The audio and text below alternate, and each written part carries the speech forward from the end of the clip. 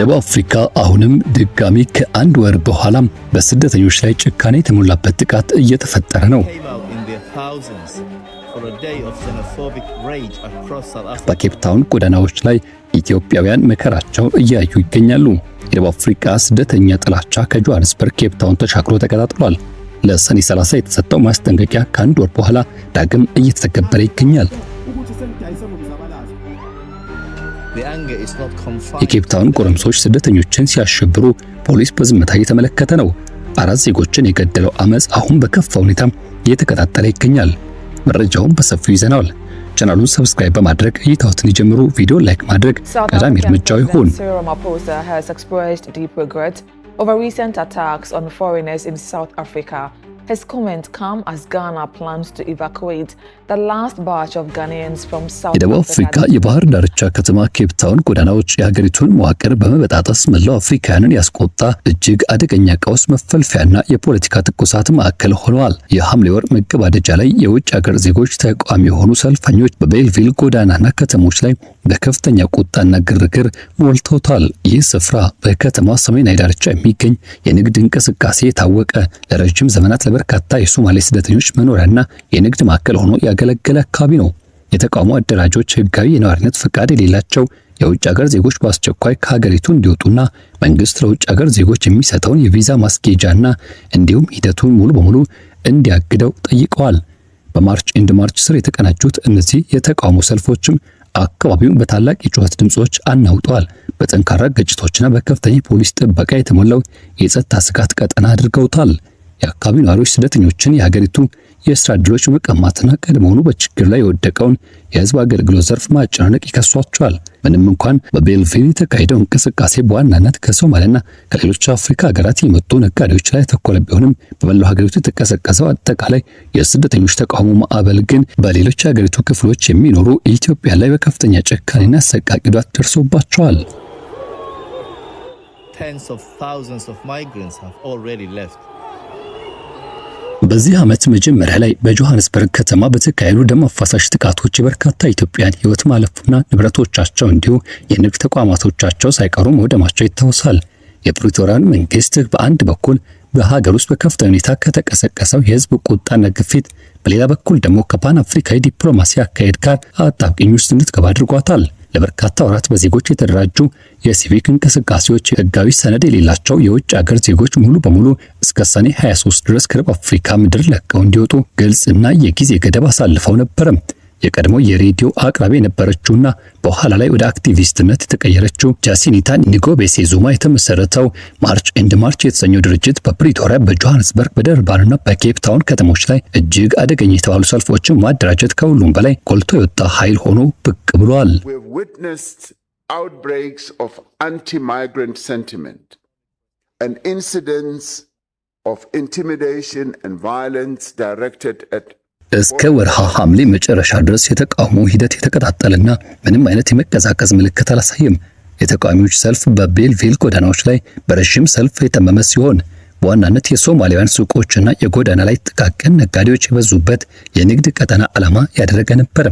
ሰልፈኞቹ የደቡብ አፍሪካ ሀገር ውስጥ ጉዳይ ሚኒስትር በሚሊዮን የሚቆጠሩ ህገወጥ ስደተኞች ይመዝገቡ፣ እንዲሁም በብዙ አጋጣሚዎች ከሀገር ይወገዱ ወይም ይሰረሱ፣ እስከዚያው ግን ማንኛውም የውጭ ሀገር ዜጎች ቪዛ የማካሄድ ሂደት በአስቸኳይ እንዲያቆሙ በጥብቅ ጠይቋል። ከእንቅስቃሴው የተውጣጡ መሪዎች እንደሚሉት ከሆነ እንፉሌኒና ቤልቪል ባሉ አካባቢዎች የሚኖሩ የውጭ ሀገር ዜጎች የአካባቢውን የህዝብ ስብጥርና ስነ ህዝባዊ ሚዛን ሙሉ በሙሉ አሸንፈውታል ሲሉ ገልጸዋል። የቪዲዮና የቃል መግለጫዎቻቸው የደረሰውን ለውጥ ለማሳየት ግልጽ የሆኑ ቃላትን ተጠቅመዋል። የስደተኞች ስብስብ፣ የጉንዳን መንጋ ወይም ደግሞ ቅኝ ግዛት ከሚሉ አባባሎች ጋር በማወዳደር እነዚህ ለስደተኞች የደቡብ አፍሪካ ሰፈሮችና መንደሮች ከነበሩበት ሀገራዊ መልክና ማንነት ውጪ ወደ ሆነው ሙሉ በሙሉ የማይታወቅ እንግዳ ገጽታ ቀይረውታል ሲሉ ተናግረዋል። ከነዚህ ሰልፈኞች የተገኙ የቪዲዮና የምስል ትዕይንቶች የተቃውሞውን ያልተገራ ኃይል በግልጽ ያሳያሉ።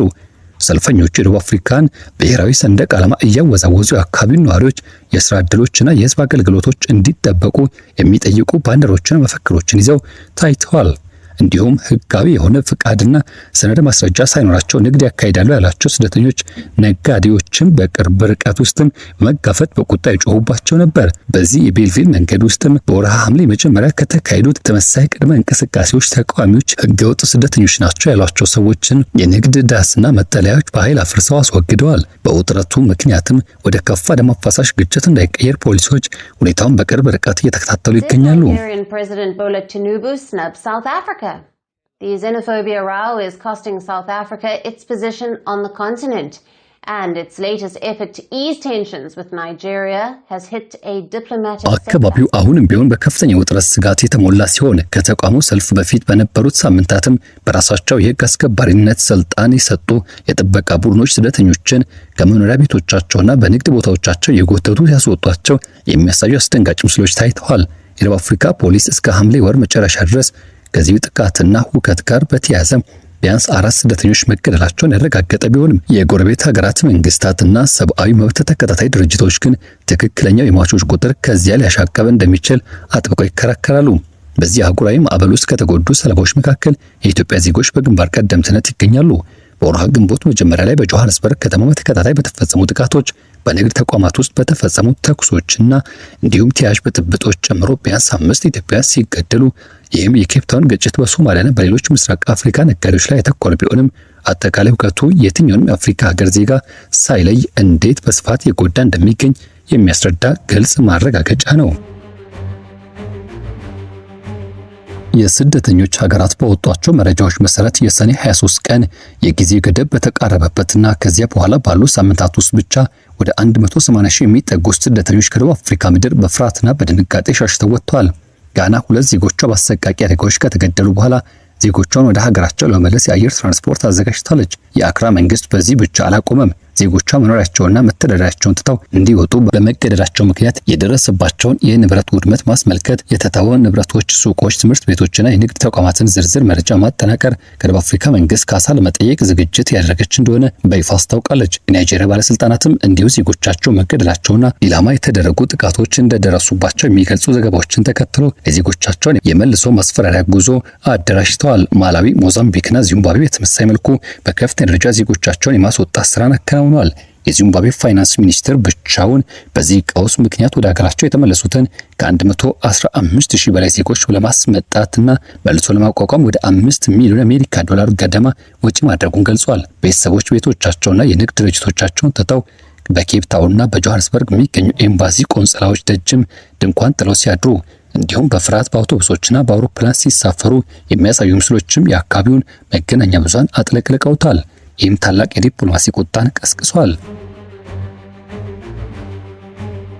የፕሪቶሪያ መንግስት ለዚህ አህጉራዊ ቀውስ የሰጠው ምላሽ ጠንካራ የህግ ማስከበር እርምጃዎችን ከጥንቃቄ የተሞላ ዲፕሎማሲ መልእክቶች ጋር ያቀናጀ ባለ 2 መስመር ስትራቴጂ ነው።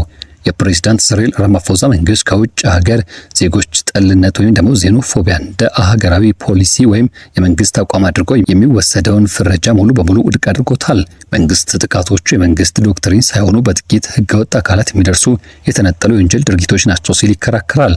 የደቡብ አፍሪካ የውጭ ጉዳይ ሚኒስትር ሮናልድ ላሞላ በበኩላቸው ከምዕራብ አፍሪካ ሀገራት ምጣኔ ሀብታዊ ማህበረሰብ ጉባኤ በተያዙ ውይይቶች ወቅትም ጨምሮ ለሀገሪቱ አካላት በሰጡት ማብራሪያ በሀገሪቱ ያለው ሁኔታ መረጋጋቱና በሚኒስትሮች መካከል የተዋቀረው ኮሚቴ ህገወጥ ስደተኞችን እንቅስቃሴ ለመቆጣጠር እየሰራ እንደሚገኝ ገልጸዋል። ሚኒስትሩ ላሞላ በደቡብ አፍሪካ ልክ እንደ ማንኛውም ሀገር የራሷ ኢሚግሬሽን ዜጎች ማስከበር የሉዓላዊነት መብት እንዳላት አጽንኦት ሰጥተውበት ተናግረዋል።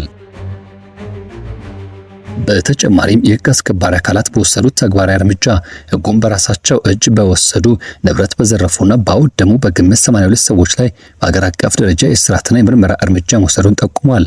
ሁኔታው ወደ ሰፊና የማይቆጣጠሩት ሁከት እንዳይቀየር ለመከላከል ሲባል በኬፕ ታውንና በሌሎች አካባቢዎች የሚካሄዱ የተቃውሞ ሰልፎች በቅርበት ለመከታተል ቁልፍ የሆኑ የተቃውሞ ቀናት አካባቢ የፖሊስ ኃይሎች ስራቸውን በከፍተኛ ሁኔታ አጠናክረው ስለመቀጠላቸው ይገልጻሉ።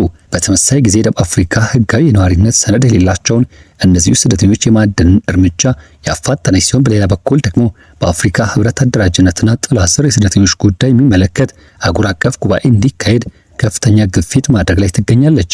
የሀገሪቱ መንግስት ባለስልጣናት ዋናውና ስር የሰደደው ችግር የሚመነጨው ከደቡብ አፍሪካውያን እንግዳ ተቀባይነት ማጣት ሳይሆን የሌሎች የአፍሪካ ሀገራት ምጣኔ ሀብት ለራሳቸው ዜጎች በቂ የህልውናና የስራ ዕድል መፍጠር ባለመቻሉ ነው ሲሉ ይከራከራሉ። ደቡብ አፍሪካ ከአህጉሪቱ እጅግ የበለጸጉ የኢንዱስትሪ ኢኮኖሚዎች አንዷ እንደመሆኗ መጠን ስራ የሚሹ ህጋዊና ህገወጥ ስደተኞችን በግዴታ መሳቧ ተፈጥሯዊና የሚጠበቅ ክስተት ነው። የፕሪቶሪያ አስተዳደር አቋም የስደተኞች አመች ያልሆነ ፍሰትና ከሱ ጋር ተያይዞ የሚመጣውን ህብረተሰባዊ ግጭት መቀነስ የሚቻለው ስደተኞች የሚመጡባቸው የትውልድ ሀገራት ውስጥ አስተማማኝ ዘላቂ የህይወት እድሎችን መፍጠር ሲቻል ብቻ ነው። ይህ አይነቱ የአቀራረብ ዘይቤ የቀውሱን ጥፋት ሙሉ በሙሉ በደቡብ አፍሪካ ላይ ከመደቀን ይልቅ ትኩረቱን ወደ አህጉራዊ መልካም አስተዳደር፣ የስራ ዕድል ፈጠራና የጋራ ኃላፊነት እንዲሁም አህጉራዊ መረጋጋት ለማዞር ያለመ የፖለቲካ ዲፕሎማሲ ነው።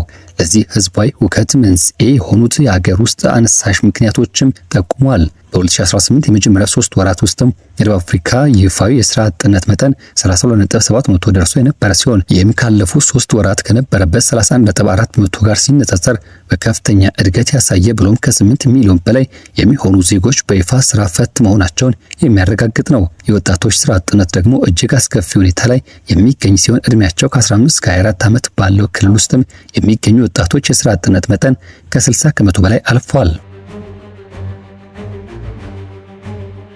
ሀገሪቱ አሁንም ቢሆን ከአፓርታይድ ዘመን ከወረሰችው የመኖሪያ ስፍራና ምጣኔ ሀብት አለመመጣጠን የእኩልነት እጦት እያገገመች ባለችበት ሁኔታ በጥቂቱ የሚገኙ መደበኛና መደበኛ ያልሆነ የስራ ዕድል በመኖሪያ ቤት እንዲሁም በጤናና በትምህርት ቤት አገልግሎቶች ላይ የሚደረገው ፍልሚያና ውድድር የታላቅ አደጋና የጽኑ ግጭት መነሻ ሆኗል።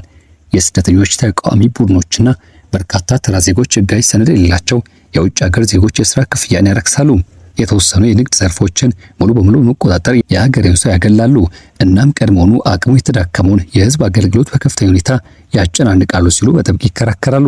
ምንም እንኳን በይፋዊ መንገድ የሚገመተው የውጭ ሀገር ተወላጆች ቁጥር በአክቲቪስቶች በየመድረኩ ከሚነገረው በብዙ ሚሊዮን ቁጥር እጅግ ያነሰ ቢሆንም ሀገሪቱ በስደተኞች ተወረረች የሚለው አስተሳሰብ ግን በፖለቲካው መድረክ ላይ መሳሪያ ሆኖ አገልግሏል። የዚህ ሁከት ተደጋጋሚነትና ተዘዋዋሪ ባህሪ ከ1997፣ 2007 እንዲሁም 2011 ዓ.ም ከተከሰቱት ታላላቅ ጥቃቶች በኋላ የ2018 ተቀናጀ ዘመቻ መከተሉ ምጣኔ ሀብት መደቆስ ምክንያት የሚመጣ ብስጭትና ምሬት ሁልጊዜም ቢሆን መውጫ ቀዳዳውን ከውጭ የሚመጡ ሰዎች በተለይም በሌሎች ወንድም አፍሪካውያን ላይ ጥቃትን ማድረስ የመፈለግ አስከፊ ባህሪን ቁልጭ አድርጎ ያሳያል። የራማፎዛ አስተዳደር እጅግ አጣብቂኝ መንገድ ላይ በመጓዝ ይገኛል። በሀገሪቱ ውስጥ በስደተኞችና በስራ ዕድል ማጣት ዙሪያ በህዝብ ዘንድ የተቀሰቀሰውን ቁጣ በትክክል አለማስተናገድ አጋጣሚው እንደ ጥሩ ዕድል ተጠቅመው የተነሱ ተቃዋሚ ፖለቲካ ፓርቲዎችና አክቲቪስቶች እንቅስቃሴ እያበረታታ ይሆናል። አክሽን ኤስኤ እንዲሁም ሌሎች ስብስቦች በሰልፎች ላይ መሳተፍ ድጋፍ በመስጠት ክርክሩን በህግ የበላይነትና ለሀገር ዜጎች ቅድሚያ መስጠት መርህ ዙሪያ እንዲቃኝ አድርገውታል። በዓለም አቀፍ ደረጃ ደቡብ አፍሪካ በታሪኳ የነበራት የአህጉሪቱ መሪነትና የፓን አፍሪካኒዝም ወንድማማችነት ዓላማ ጠባቂነት ድርሻዋ በከፍተኛ ሁኔታ አደጋ ላይ ወድቋል። የጎረቤት ሀገራት ጥቃቱን አፍሮፎቢያ በተለይም ሌሎች አፍሪካውያን ላይ የሚደረግ የጥላቻና የመድሎ ድርጊት በሚል እይታ ይመለከቱታል። ለዜጎቻቸው ጠንካራ ጥበቃ እንዲደረግ በጥብቅ ይጠይቃሉ። ታሪካዊ ሁነቶችና አጋጣሚዎች የችግሩ ግዙፍነትና ቸልተኝነት የሚያስከትለውን አደጋ በብዙ መልኩ ያሳያሉ። በ1997 ማለትም 2008 የተካሄደው ይኸው ጥቃት ከ60 በላይ ሰዎችን ህይወት የቀጠፈ ሲሆን 10 ሺዎች የሚቆጠሩ ሰዎች ከመኖሪያ ቀያቸው አፈናቅሏቸዋል። ከዚያ በኋላ የተከሰቱ ሁከቶች ሙሉ በሙሉ ተመሳሳይ አካሄድን የተከተሉ ነበሩ። የምጣኔ ሀብት ጫና፣ የፖለቲካ ጊዜያት አሉባልታዎችና የተቀናጁ ቀስቀሳዎች ወደ ሱቆች ዘረፋ፣ ድብደባና በዋነኛነት በአፍሪካውያን ስደተኞች ላይ ያተኮረ ግድያን ያመጣ ነበር። ወደፊት የሚካሄድበት መንገድ አሁንም ቢሆን እጅግ ፈታኝና መሰናክል የተሞላበት ነው። ህገወጥ ስደትን መቆጣጠርና በውጭ ሀገር ዜጎች ላይ ጥቃት የሚፈጽሙ አካላት የህግ እርምጃ መውሰድ ችግሮችን የሚፈታና የህግ የበላይነትን የሚያስከብር ነው። ሆኖም ግን ባለሙያዎችና ባለስልጣናት እንደሚያምኑት ስደተኞች ለሀገሪቱ ስር ለሰደደው መዋቅራዊ ውድቀቶች ሁልጊዜም ቢሆን ጥፋት ወይም ወንጀለኛ ማሳበቢያ ሆነው ሊቀጥሉ አይችሉም። በደቡብ አፍሪካ ውስጥ ፈጣን የስራ ዕድል ፈጠራ ሳይኖር የህዝብ አገልግሎት አሰጣጥ ሳይሻሻልና ስደትን የሚቀንሱ እውነተኛ የምጣኔ ሀብት እድገቶች በስደተኛ መነሻ ሀገራት ውስጥ ሳይመዘገቡ ይህ አስከፊ ዑደት እንደገና መደጋገሙ አይቀሬ ነው። ደቡብ አፍሪካ አህጉር አቀፍ ስደተኞች ጉባኤ እንዲካሄድ ያቀረበችው ጥያቄ ውይይቱን ሰዎች ለስደት ወደሚንቀሳቀሱበት የመልካም አስተዳደር፣ የዲሞክራሲ ምጣኔ ሀብት መረጋጋትና የአየር ንብረት ጫናዎች ደረጃ ለማሳደግ ያለመ ነው። በኬፕ ታውን የቤልቪል ጎዳናዎች ላይ የተሰየሙት የቁጣ ጩኸቶች አህጉራዊ መዘዝ ያለውን ብሔራዊ ድራማ ቁልጭ አድርገው ያሳያሉ።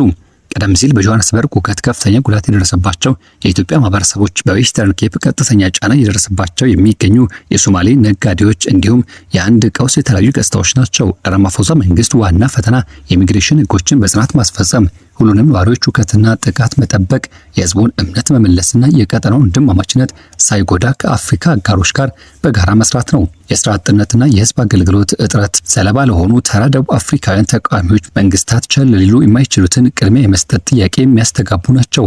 ህይወታቸውና ንብረታቸውን ገንብተው በጥቃት ዛቻ ምክንያት ጥለው ለወጡ ስደተኞች ደግሞ ሁነቶቹ ታላቅ የስነ ልቦናና የህይወት ስቃይን ያመላክታሉ።